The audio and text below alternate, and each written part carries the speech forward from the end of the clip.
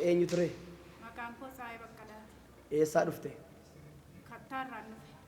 Kattaa iddoo kanatti Waaqayyo maal sii godhe? Iddoo kanatti Waaqayyo dhukkuba kaanseeriirraa na fayyise. Dhukkuba kaanserii ta'uusaa akkamittiin barteeti? Mana qorichaa yeroo lama dhaqee jennaan yeroo lamaaniyyuu dhukkuba kaanseriiti naan jedhani. Yeroo lama dhattee jennaan dhukkuba kaanseriiti. Eessa mana yaala dhateette? Phaawulosiin hin naqe. Phaawulositti deemtee jennaan yeroo lamaaniyyuu dhukkuba kaanseriitii siin jedhan. Dhukkuba kaanseriiti naan jedhani. Isa booddee maal goote? Isa booddee ani waan ittiin yaalamu hin qabu jedheetan gara Waaqayyootti deebifadheen. Waan itti yaalamu hin qabu jettee gara Waaqayyootti deebiste. Gara Waaqayyootti deebifadheen. Yeroo ammamii fi si dhukkubi kaa harmi kee kun? Waggaa tokkoof ji'a sadii na dhukkube. Waggaa tokkoof ji'a sadii si dhukkube? Waggaa tokkoof ji'a sadii. Waggaa tokkoof ji'a sadii? Waggaa tokkoof ji'a sadii kanamee mana yaalaatti deddeebiteetta yeroo yerootti deddeebiteetta? Deddeebi'aatuma ture inni furmaatan argadhu. Inni mana dhukkubaa na guba harma koo kana keessaa bakka booddee duuti koo jireenyi koos Waaqayyoon waan ta'eef harka Waaqayyoo malee fayyuu hin danda'u murteessanis.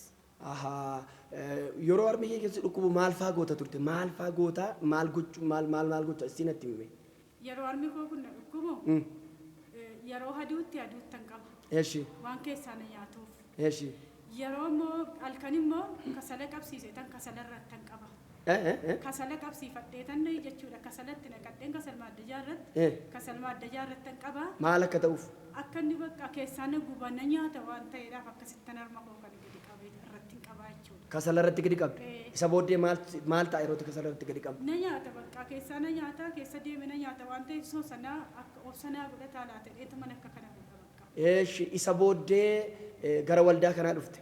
Gara waldaa kanaan dhufee. Nan fayyaachitti naaf akka kadhatanuu namni Waaqayyoo Paaster Miftaalem jedheetan gara biiroo isaanii dhufe. Gara biiroo isaanii dhufeetan yeroo jedhu Paaster Miftaalem biiroo keessa jiru achumaan dubbiseetan taa'een maal taatee tsaayee naan jedhan innaan na dhukkubaa Paaster na dhukkubaa jedheen dhukkuba koo kanas hin jenne achumaan kaaninaa kadhachuu jalqabani gaafuma isaan kaaninaa kadhachuu jalqabani na gube harma koo kana keessa deemee na gube. Qooy yeroo masaan sii kadhachuu jalqaban sana si gube? Na gube. Daqiiqaa meeqa sii kadhatan yeroo sana? Daqiiqaa 10 kan hin caalle naa kadhatan. Daqiiqaa kun gidduutti si gubuu jalqabe? Waggaa sadiif ji'a sadii waggaa tokkoof ji'a sadiin si dhukkube summee daqiiqaa 10 gidduutti si gubuu jalqabe yeroo sana? Na gubetti caalchisee. Walitti caalchisee na gube. Ani immoo jilgeeffadheen jira isaan harka isaanii asumarra kaa'anii naa kadhatanii achumaan dhukkuba amma qabdu kanarraa hunduma isaarraa Waaqayyo si fayyiseera naan jedhan.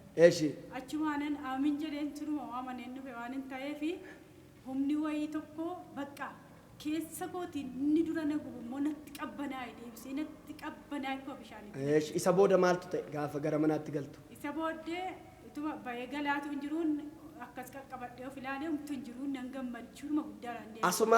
Asuma yeroo biirootti sii kadhatanii asimaa baatee gaafa biiroo sana keessaa baatu gaafa qaqqabattee ilaaltu hin jiru. Dhugaadhaa kun? Hiita'ee asiin koo jalatti bobaa koo jalatti na hiita'ee inni jirus hiita sunis hin jiru. Keessumatti isa hunduma caalaa immoo hiita koo kanan akkasitti qabadheen ilaale. Isa bobaa kee jalaa? Yeroon ilaalu hin jiru. Achumaan hin bakka achuma gidduu dhaabadheetanii gammachuu hin taane tokko natti dhagahame kanumaan deebee gara mana kootiitti galee ijoollee kootiin bakka fayyanii Waaqayyo na fayyiseera ijoolleen jedhe innaani dhuguma innaan dhuguman jedhan fayyeera bakkaan jedhee. Gaaffii tokko si gaafa yeroo kaani halkan yeroo ciiftu maal faa si godha halkan yeroo raftu? Maalan ciisare inuma noota rafuu hin dandeessu? Akkamitti rafa? Erga gaafa sii kadhatamee jalqabe maaltu ta'e? Gaafa naa kadhatameeti narrafa sii. Gaafuma sii kadhatamee kaasee maaltu ta'e? Narrafa bakka halkanis narrafa fayyaa kootii humtuu hin jiru bakka. Gaafa sii kadhatamee kaastee raftee? Dhugaadhaa kun? Dhugaa Waaqayyooti. Erga sii kadhatamee hamma ji'a meeqa? Maskaramiidhaa kaasee amma yoo naa kadhatame. Amma ji'a 5 jecha.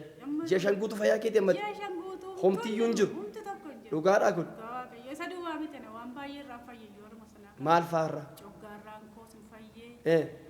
Kaleen durna dhukkubus hin fayyee yeroo ficcaa. Gaafa sumachuu? Dhugaa Waaqayyo waan hunduma isaarraa fayyee. Waaqayyoof galanni guddaan haa ta'u. Galanni isaaf haa ta'u. Maal jetta Waaqayyoof? Isa tola nama fayyisu Yesuus ilma Waaqayyootiif galanna ta'u. Ameen. Gooftaan si haa eebbisu. Eebbifamu. eebbifame innis gargaaree waaqayyo ulfaatu. Ameen.